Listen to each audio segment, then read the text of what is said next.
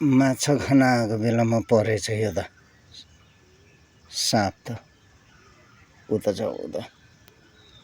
उता छ हो ए कसरी फुकान्ने त म समाउन सक्दैन पुच्छर यहाँ रहेछ बेरेछ मजाले ए पुच्छर त्यहाँ टोक्यो भने त विष लाग्छ नि म त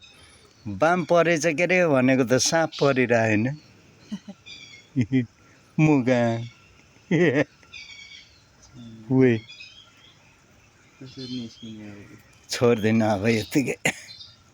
किन्न लाज ल है ए फुत्किनै लाज फुत्किन ला यो त अब त वाह ओइ यता आउन लाग्यो यार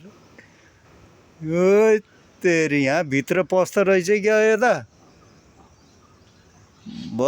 तिमीलाई त फुत्क्यौ भने त टोक्ला नि फेरि मलाई यार जिब्रो निकालेको अहिले त फुत्किन लाग्यो के